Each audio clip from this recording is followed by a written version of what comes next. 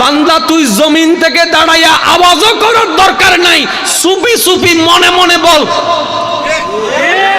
তোর ফাঁসের জনকে শুনতে দেওয়া লাগবে না, জামাই হইয়া বউকে শুনতে দেওয়া লাগবে না, বউ হইয়া জামাইকে শুনতে দেওয়া লাগবে না।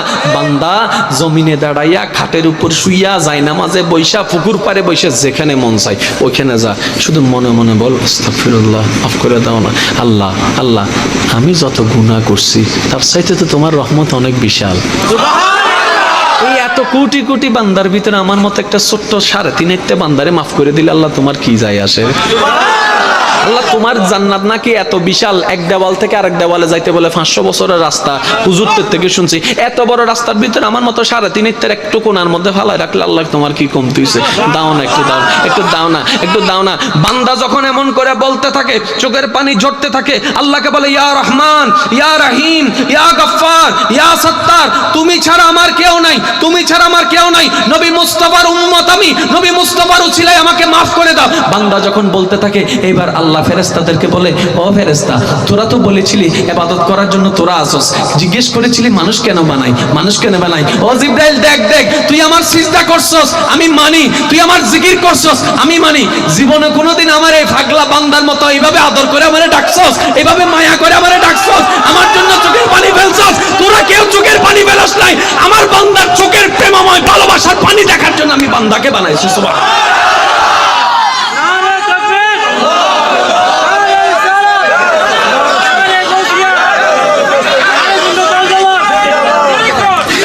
या रहमान या रहीम या सत्तार या गफ्फार या रहमान रहीम या सत्तार।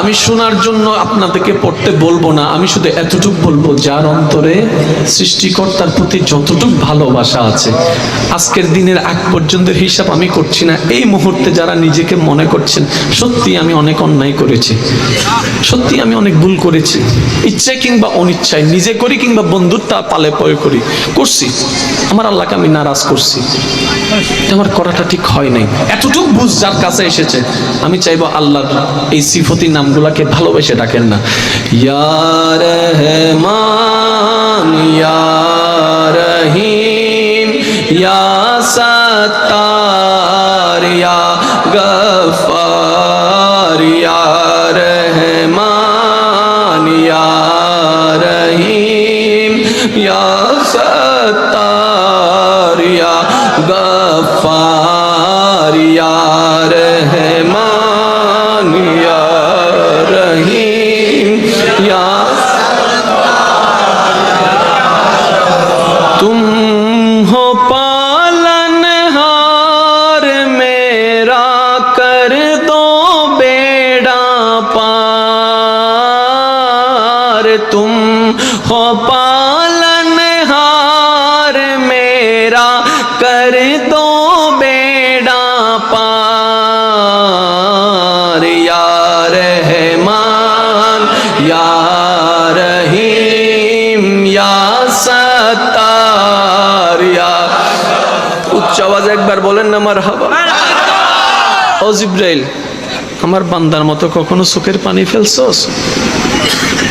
কারণ ফেরেশতাদের তো আবেগ নেই। আরো জোরে বলেন না। মনে রাখবেন, মাইকের আওয়াজ যদ্দূর যাচ্ছে এটা আমার জিম্মায় আমি কথাটা বলছি।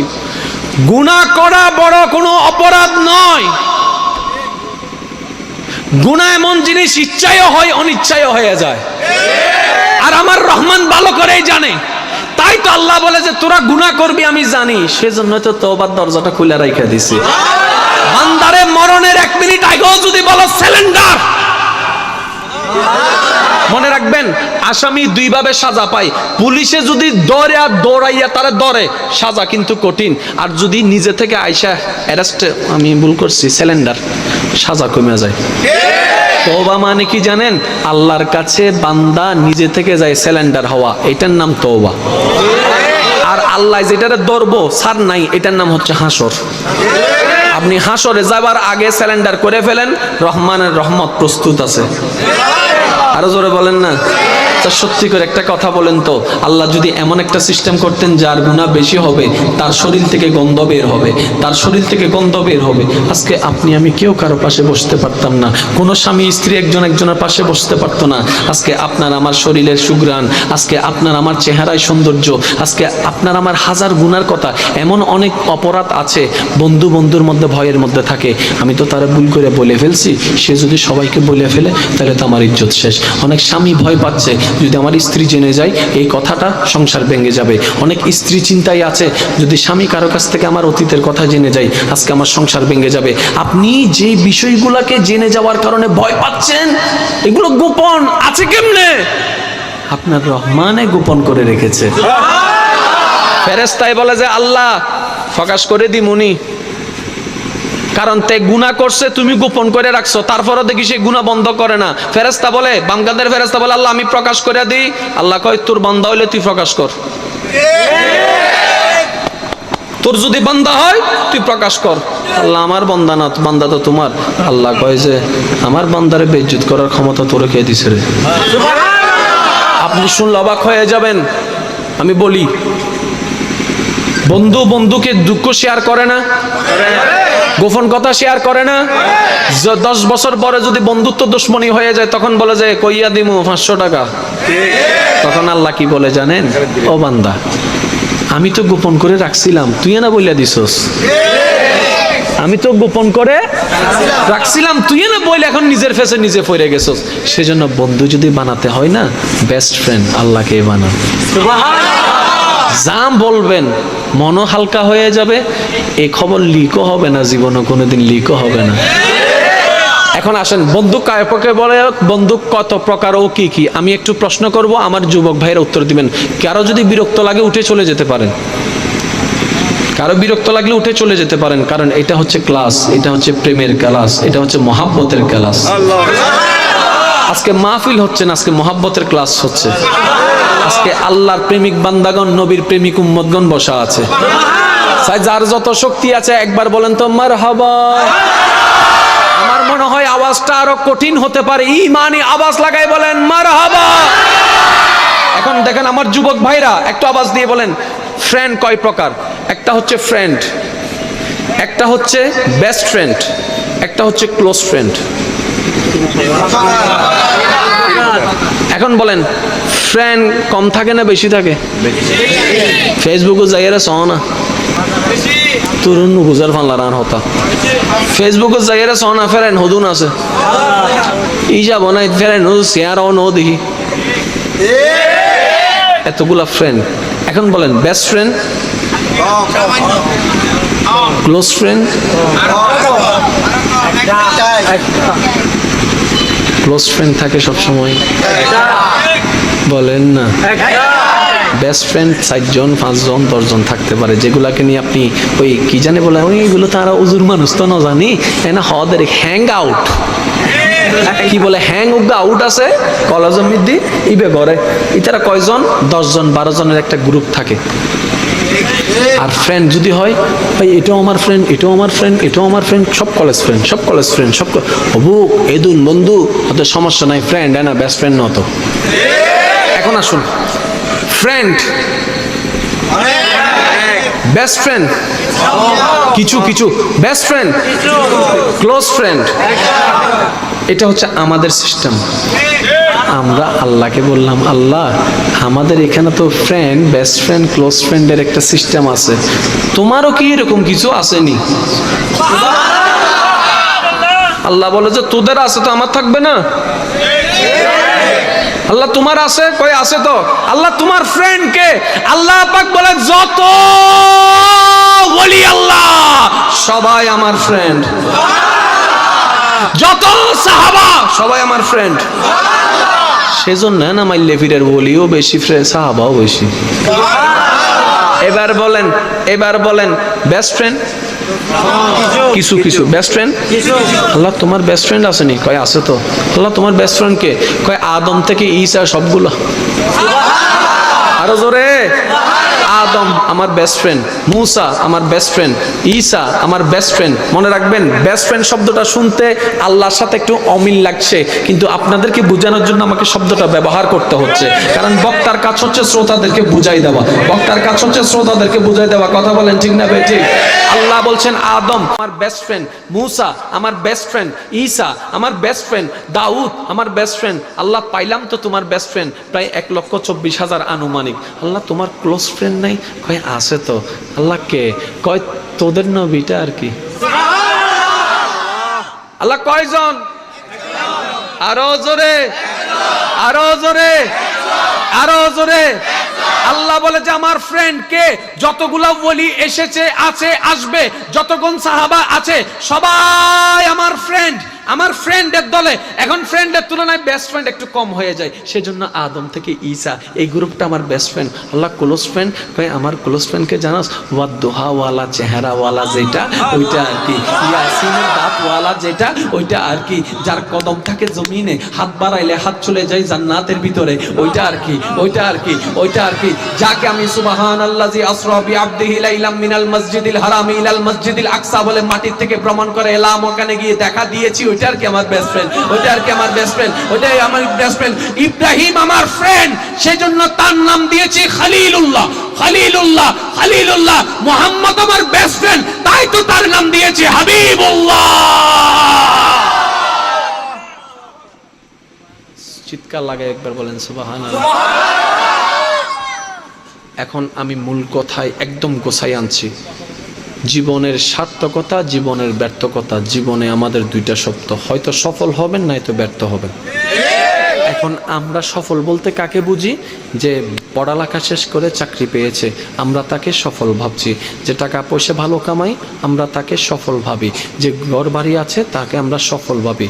আমি প্রশ্ন করলাম, যদি সফলতা হয় আমার, তাহলে তা আমার সাথেই থাকবে, আমার সাথেই থাকবে।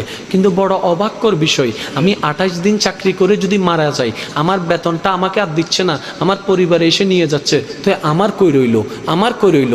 ঘরটা যদি আমার সফলতা হলো, ঘরটার মধ্যে তো আমাকে রাইখা দিত, কবরে দিচ্ছে কেন? তাহলে ঘরটা আমার কই রইল? স্ত্রী পুত্র যদি আমার সফলতা হইতো, তারাও তো আমার সাথে কবরে যেত, তার মানে আমার সফলতা কই রইল? তাহলে সফলতা আসলে কাকে বলে? আমরা এতদিন যেগুলাকে সফল ভেবেছি, এগুলো একটাও সফল নাই, এগুলো একটাও সফলতা না। আসল সফলতা হচ্ছে তার ভাগ্যেই জুটেছে, যে সৃষ্টি স্রষ্টাকে খুশি করতে পেরেছে, সেই সফল। এক কথা শুন, এখানে আর কোনো কিছু লাগবে না, সার্টিফিকেটও লাগবে না, পড়ালেখা লাগবে না, যোগ্যতাও লাগবে না, ব্যবসাও লাগবে না, বিদেশও লাগবে না, চাকরিও লাগবে না। যে সৃষ্টি যার স্রষ্টাকে খুশি করতে পেরেছে। কেন ইয়ং বাসা হইমদের সক্কা মারে দি ফিসনের ভাই একল খুব সালাক আছে, হয়তো ফিসনে বইয়ের ভালো হইয়ে যে বক্তা আইসি বেতো জেঙ্গরে চিল্লার আর তো ওয়াজ করার। এখন আর অত্যন্ত চিল্লাতে গলা ভাঙ্গি যে কাজ কর ফিসর গো হয়তো সুপ্তা গড়া সামর গুণা আর গুণা আওয়াজ দিবে লাগতো, ফিসদের নচিল্লেও ইলে হতো সালাক আইসি তো সেই ফিসনের ভাই যারা আছে না। আচ্ছা আমি একটা জিনিস বলি, ওই যে ব্যানারটা দেখছেন, এই ব্যানার পর্যন্ত যারা আছেন এদিকে চুপ থাকেন, ওই ব্যানারের ওই ফারে যারা আছেন একবার বলেন তো মার হাবা। আওয়াজই আর কেন বাড়াও না, কেন বলিও মিবে আরেকটু জোরে। এখন এই ব্যানার থেকে এখান পর্যন্ত যারা আছেন, পিছনের আমার ইমানি ভাইরা চুপ করে থাকবেন, এখানে যারা আছেন একবার বলেন তো মার হাবা। তোমারা সাপোর্ট দিলেও চুনো তো, তোমরা তো তিন নেভারি, তোমরা চুপ থাকো। এখান থেকে এখান পর্যন্ত যারা বসা আছেন একবার বলেন মার হাবা। মাশাআল্লাহ। এখন বসা যারা আছেন, দাঁড়ানো যারা আছেন, সবাই একবার মিলে বলেন মার হাবা। সফলকে স্রষ্টা যার উপর খুশি, আর কিছু নাই। এখন আমি জিনিসগুলো বুঝাই আপনাদেরকে। নামাজ কি জানেননি? রোজা কি জানেন? সব তাল বাহানা। ও বাপ, হুজুর এত বড় কথা কেমনে কইছে? আমি কই আমার জায়গায় এসে বুঝে তারপরে কথা বললেন। ভুল ধরতে 1000 জনে পারে, গ্রহণ করতে 1000 জনে পারে না। কারণ ভুল ধরতে হিংসাই যথেষ্ট, মানার জন্য মহাব্বত লাগে। আর মহাব্বতওয়ালা মানুষ নাই আমাদের সমাজে। কথা বলেন না রে ভাই? আমি কি বলেছি? নামাজ, রোজা, হজ, যাকাত এগুলা কি বাহানা? বাহানা এগুলা কি? এখন অনেকে বলবে এটা কি, আমি বললে শুনি, পুরা কথাটা তো শুনে নেন। বলবো নাকি বলবো না? সৃষ্টির একটাই কাজ, যেমনে পারে ষষ্ঠরে খুশি করার চেষ্টা করো। এই খুশি করার জন্য কেউ নামাজের মধ্যে দাঁড়াই গেছে, কেউ রোজা রাখতেছে, কেউ 4 লাখ টাকা খরচ করে হজে চলে যাচ্ছে, কেউ নিজের টাকা থেকে দান করে সদকা করে দিচ্ছে, কেউ যাকাত দিয়ে দিচ্ছে। কিরে ভাই, আপনি নামাজ পড়লে আল্লাহর ক্ষমতা বেড়ে যাবে? আমি নামাজ না পড়লে আল্লাহর ক্ষমতা কমে যাবে? আমরা রোজা রাখলে আল্লাহর পাওয়ার বেড়ে যাবে? আমরা রোজা না রাখলে আল্লাহর পাওয়ার কমে যাবে? নামাজের দরকার কি, রোজার দরকার কি? আপনি বলছেন এগুলো আল্লাহর জন্য করছেন। আরে জন্য কিভাবে হয়? আল্লাহর জন্য হলে তো আল্লাহর উপকারে আসতো। আল্লাহর তো কোনো উপকারে আসতেছে না, উপকার তো আমাদের না হচ্ছে। বুঝেন না মানে আমার কথা? আমি যদি বলি যে ভাই গড়টা আপনার জন্য বানাইলাম, তার মানে আপনার উপকারের জন্য তো গড়টা বানাইছে। এখন আমি বলছি নামাজটা বলে আল্লাহর জন্য, তা আল্লাহর উপকার কি হচ্ছে? উপকার তো আমার না হচ্ছে। যেমন আমি যখন নামাজে দাঁড়াইছি, আল্লাহু আকবার করছি, ও বাজি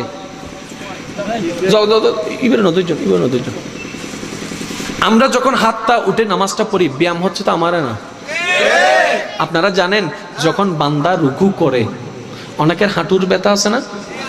লাগাতার যদি আমরা পারফেক্টলি রুকু করতে পারি, আমরা বেশিরভাগ মানুষ কিন্তু রুকু করতে জানি না, সেজন্য আমাদের কোমর এই হাঁটুর মধ্যে ব্যথা হয়ে যায়। যে কোনো ডাক্তারকে জিজ্ঞেস করবেন, যে ব্যক্তি নামাজের জন্য হোক না হোক অন্তত রুকুর নিয়মে যারা ব্যায়াম করবে, তাদের গোটটাতে হরদিন ব্যথা হবে না। আমার ভাই যদি আমাকে একটু সাহায্য করে, একটু দাঁড়াবেন প্লিজ। বেশিরভাগ মানুষ যেটা রুকু করে, এটা একটু দেখান তো। বেশিরভাগ মানুষ যেটা সোজা হয় না আর কি, এমনি রুকু করেন। হ্যাঁ, সোজা হয়েছে কিছু না, একটু ইসলামী নেই। এই দেখেন, এটা পুরাটা সোজা না? একটু বলেন না রে ভাই। মাথাটা দেখেন, এই মাথাটার চোখটা থাকবে 2 পায়ের বৃদ্ধাঙ্গুলের মাঝখানে চোখ। একটু খেয়াল করবেন, ইসলাম শুধু ইবাদত না, ইসলাম মানে বিজ্ঞান। চোখটা হচ্ছে 2 বৃদ্ধাঙ্গুলের মাঝখানে, তাহলে চোখের ব্যায়াম। এখন দেখেন, এই মাথাটার মাঝখানে এখানে একটা শাহী রগ আছে, মনে রাখবেন। একটু কষ্ট দিচ্ছি ভাই আপনাকে, মাফ করে দিন আমাকে। সারা শরীরে যতগুলা বান্দার মানুষের শরীরে যতগুলা রগ আছে, সবচাইতে প্রধান রগ হচ্ছে এই ঘাড়ের রগ, সেজন্য এটাকে শাহী রগ বলা হয়। যতগুলা রগ আছে এটাই হচ্ছে মেইন জিনিস। যখন আপনি এইভাবে দাঁড়ান, আপনার কোমর পিঠ যখন সোজা হয়ে যায়, যখন এইভাবে দাঁড়ান, আপনার এই পায়ের এটা যখন এইভাবে সোজা রাখেন, আমরা বেশিরভাগ এমন করে রাখি, সেজন্য কাজ হয় না। যখন সোজা করে রাখবেন, দেখবেন যে পায়ের এই জায়গার মধ্যে রগগুলো একটু টান খায়। যদি রগ টান খায়, বুঝে নেবেন যে আপনার ব্যায়াম শুরু হয়ে গেছে। বসেন। আমরা রগ টান না খাওয়ার জন্য হাঁটুটাকে একটু বাঁকা করে দিই, মানে রক্ত যেন টান না খায়, ব্যথা যেন না লাগে আর কি, ঠিক না? তার কারণে রক্তটা টান খায় না, ব্যথাও হয় না। ব্যথা খাইলে লাভ কি শুনুন, যে কোনো হার্টের ডাক্তারের কাছে যাই জিজ্ঞেস করবেন, রক্তটা যখন টান খায় অটোমেটিক ওইখানে রক্ত সঞ্চালন বেড়ে যায়। যত রক্ত সঞ্চালন বের হয়ে যায়, তত এই গুটনির মধ্যে ক্যালসিয়ামগুলো অ্যাক্টিভ হয়। যত অ্যাক্টিভ হয়, এটা মজবুত হয়। বলেন না সুবহানাল্লাহ। নামাজ মানে বিজ্ঞান। আরো জোরে বলেন না রে ভাই। যেমন আপনি যখন দাঁড়ান, তখন তাকাই থাকতে হয় সিজদার জায়গায়। রুকুতে যখন করেন, তখন 2 পায়ের মাঝখানে। যখন সিজদায় যান, তখন আপনাকে তাকাই থাকতে হয় নাকের আগায়। কিরে এত জায়গায় কেন? কই এত জায়গায় না, এগুলো চোখের ব্যায়াম, চোখের ব্যায়াম, চোখের ব্যায়াম, চোখের ব্যায়াম। এটার নামে ইসলাম। অবাক হয়ে যাবেন। আরে ঝগড়া করেন না, নিজের নিয়ে গবেষণা করেন, নিজের দেহ নিয়ে গবেষণা করেন। বান্দা যত নিজেকে নিয়ে গবেষণা করবে, ততই আল্লাহর কুদরত বুঝতে পারবে। যতই আল্লাহর কুদরত বুঝতে পারবে, বান্দা তত আল্লাহর প্রেমে পড়তে থাকবে, রসুলের প্রেমে পড়তে থাকবে। যত অন্তরে প্রেম আসতে থাকবে, আমরা অমানুষ থেকে মানুষ হতে যাব। আমরা সবাই কি মানুষ? সত্যি করে বলেন তো, আমরা মানুষ? আমরা মানুষ? হ্যাঁ অথবা না একটা বলেন না, আমাকে না, স্যার নিজের মনকে বলেন তো, সত্যি কি আমরা মানুষ? আয়নার সামনে দাঁড়াইয়া যদি আমি বলি যে আমি সৃষ্টির সের আজীব মানুষ, ফেরেশতার তুলনায় শ্রেষ্ঠ, আয়নার তুন জবান তাইলে হয়তো দে চোয়ার মারি দাঁতরা আলি ফালাই দিন। তুই যদি মানুষ হয়, তোর নান বাটফার যদি মানুষ হয়, আবু বক্কর সিদ্দিকুর নান মানুষের কি হবি? তোর নান সিটিং যদি মানুষ হয়, হযরত আলীর মতো তেগি সাহাবারা কি হবে? আজকে আমি এখানে একটা অ্যালাউন্স করে যাই, যেটা আমি বিশ্বাস করি, আমরা কেউ মুসলমান নই। এটা আমার বিশ্বাস। আমরা কেউ মুসলমান নই, তো কি আমরা মুসলমান হওয়ার চেষ্টা করতেছি, যে আমরা মুসলমান হওয়ার চেষ্টা করতেছি। কারণ মুসলমান হওয়াটা অনেক বড় সার্টিফিকেটের ব্যাপার। মুসলমান যেমন নামে তেমন কামে। আবু বকর সিদ্দিকের জীবনী দেখেন, নামও যেমন মুসলমান, কামও তেমন মুসলমান। হযরত ওমরের মতো মুসলমানকে দেখেন, নামও যেমন মুসলমান, কামেও মুসলমান। তো আমরা কি, আমরা মুসলমান নই ভাই, মুসলমান নই ভাই। আল্লাহ যদি দয়া করে মুসলমান বানাই দেয় তাহলে তো আর কোনো কথাই নেই। আমরা মুসলমান হওয়ার চেষ্টা করতেছি, চেষ্টা করতেছি, চেষ্টা করতেছি। তাই তো নামাজ, রোজা, হজ, যাকাত এগুলো করার চেষ্টা করি। পারি না করতে, করার চেষ্টা করি। কথা বলেন ঠিক না? এখন আমি কি বলছি একটু খেয়াল করুন। সৃষ্টির একটাই কাজ, যে কোনো উপায়ে স্রষ্টাকে খুশি করা। এখন খুশি করার জন্য কি করছে? নামাজ একটা বাহানা, রোজা একটা বাহানা, হজ একটা বাহানা, জাকাত একটা বাহানা, দান সদকা একটা বাহানা, এতিম বাচ্চাকে পড়ালেখা করানো একটা বাহানা।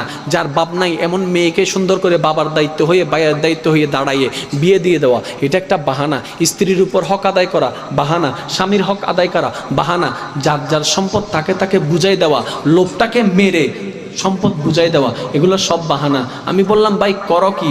কয় সওয়াবের জন্য। কয় না না, সওয়াব কাকে বলে শুনেন, আল্লাহ খুশি হইলেই সওয়াব দেয়।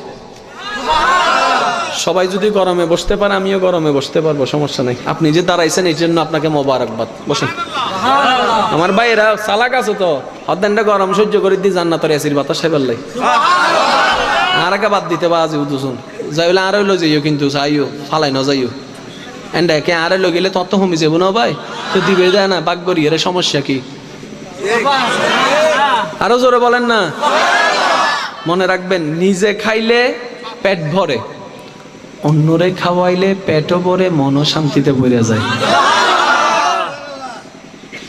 নিজে ঘুমাইলে শান্তি লাগে, অপরকে ঘুমাইতে সুযোগ করে দিলে মনুষ্যত্ব শান্তি হয়ে যায়, নিজের ভিতরে একটা সওয়াবের একটা মহাব্বতও আসে। এটার নাম ইসলাম। এটার নাম কি? মনে রাখবেন। এখন আমরা বাহানা শুরু করে দিলাম। কিরে, স্রষ্টা একটাই কাজ সৃষ্টির, সেটা হচ্ছে স্রষ্টাকে কি করা?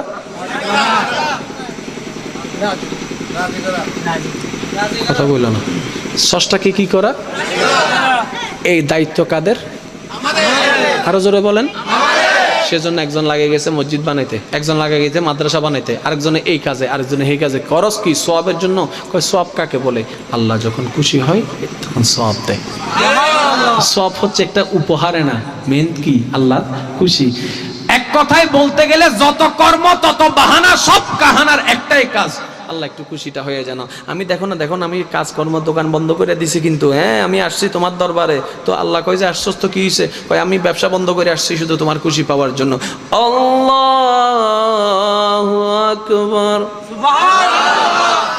আল্লাহ বলে যে কিরে বান্দা, দোকান বন্ধ করে দিছস? কয় তোমার ডাকে সাড়া দিতে আসছি। তা হাত কা বাইন্দা ফেলছস? কয় আমি এমন মানুষ, সবার হাত আমি বাঁধাই, কিন্তু আজকে দেখো আমি সেই নিজে থেকে তোমার দরবারে হাত বেঁধে দাঁড়িয়ে গেছি।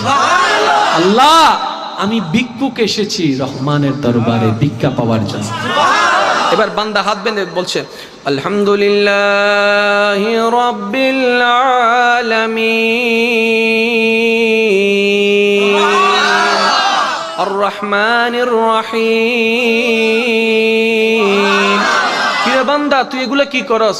কয় আল্লাহ তোমার নবী বলেছে তুমি নাকি কোরআন তেলাওয়াতকে বড় পছন্দ করো, তাই পড়ার চেষ্টা করছি তোমার একটু দয়া পাওয়ার জন্য, তোমার একটু দয়া পাওয়ার জন্য।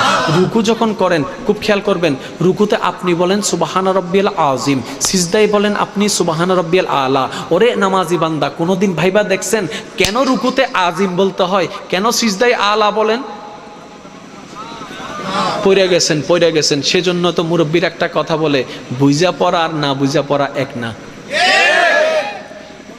রুকুতে যে জিকির সেটাও আল্লাহর প্রশংসা, সিজদায় যেটা জিকির সেটাও তো আল্লাহর প্রশংসা। তো দুটোটা যেহেতু আল্লাহর প্রশংসা, আকপিস করেন না, সমস্যা কি? কয় না না, রুকুতে আজিম কেন, সিজদায় আলা কেন? কারণ আছে। কারণ বুঝে নামাজ পড়েন মহব্বতের সাথে, নেই বাড়তে থাকবে। শুধু আপনাদেরকে আমি ছোট্ট একটা উদাহরণ দিয়ে আমি শেষ করছি, ঠিক 5 মিনিটের ভিতরে আপনারা প্রস্তুতি নিয়ে নেন। 5 মিনিটের ভিতরে গভীর মনোযোগ।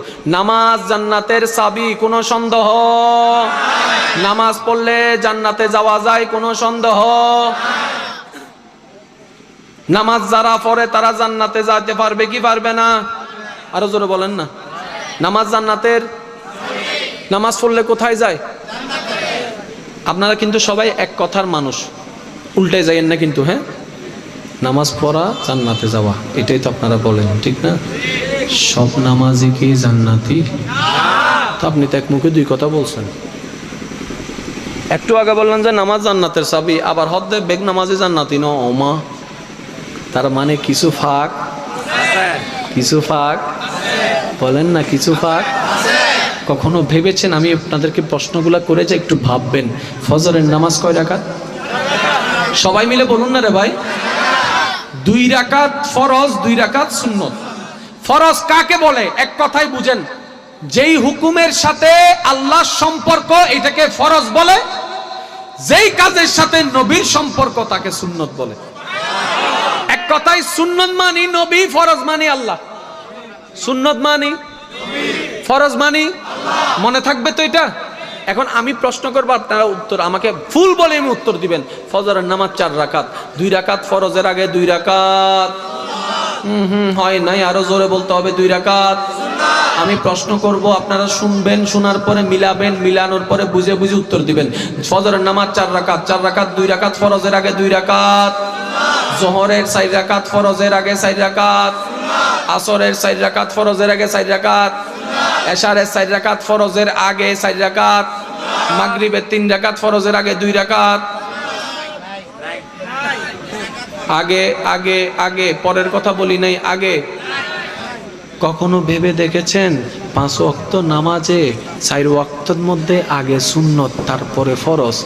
মাগরিবের মধ্যে যখন আসলো আল্লাহ কয় সুন্নত নো আগে ফরজ। ব্যাপার কি? ব্যাপার কি? 2 রাকাত সুন্নত পড়লে কি মাগরিবের টাইম চলে যাবে? আগে দেয় নাই কেন? আল্লাহ পাক বলে, বান্দা এই নামাজ দিয়ে তুমি জান্নাতে যেতে চাও, আগে নামাজটা বুঝো না, নামাজটা কি। আরো সহজ করে দিই, ফজরের নামাজ জোর না বেজোর? জোহর, আসর, এশা, মাগরিব, 5 ওয়াক্ত, 4 ওয়াক্ত জোর, 1 ওয়াক্ত বেজোর। কোন সেই ওয়াক্ত জানেন যে ওয়াক্তের আগে সুন্নত নাই? ও নামাজি ভাই, যার খুশির জন্য নামাজে দাঁড়াইলা, একবার ভেবে দেখেছো কেন মাগরিব হলো 3? কেন ফজর হইল 2? কেন মাগরিবের আগে সুন্নত নাই? কত বড় রহস্য ইসলাম! হাই হাই হাই, সুবহানাল্লাহ! আরো জোরে বলেন না। এই যে হজের আগে কোনো আজান, যাকাতের আগে আজান, রোজার আগে আজান, কিন্তু 5 ওয়াক্তে 5 বার নামাজের আগে আজান। কেন আজানটা? আপনারা মনে করেন যে ডাকার জন্য? আরে কে জানে না যে নামাজি সে কিন্তু এমনি জানে যে কোন ওয়াক্তে নামাজের টাইম। আর যে নামাজ পড়বে না তার আজান দিয়েও কাজ নেই। আজানটা কি শিখায় কখনো ভাবেন নাই? শুধু এতটুকু আপনাদেরকে বলি, কালিমার মধ্যে আল্লাহ এবং নবীর নাম কি আলাদা না একসাথে? কোরআনের মধ্যে আতিউল্লাহ ও আতিউর রাসূল কি আলাদা না একসাথে? কিন্তু আজানের মধ্যে আল্লাহ এবং নবীর নাম আলাদা। ও আল্লাহ, জান্নাতে যেই নবীর নাম তোমার সাথে, আজানে সেই নবীর নাম আলাদা করলা কেন? কয় এটাই তো কারণ আছে। মুয়াজ্জিন যখন আজান দেয়,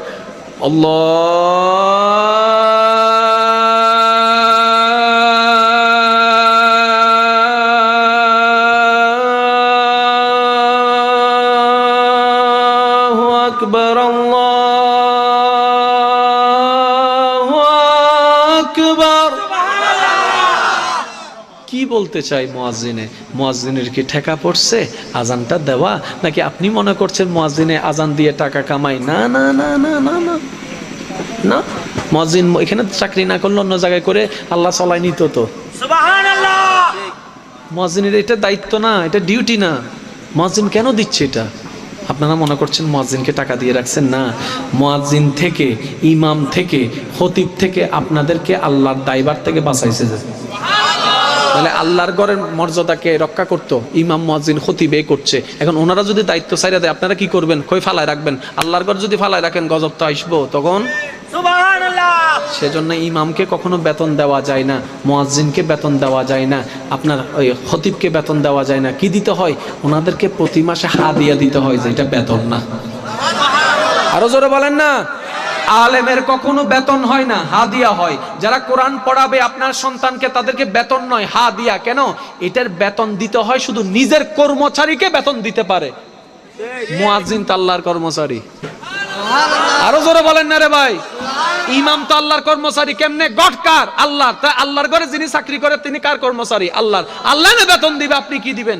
তা আপনি দিচ্ছেন এটা বেতন।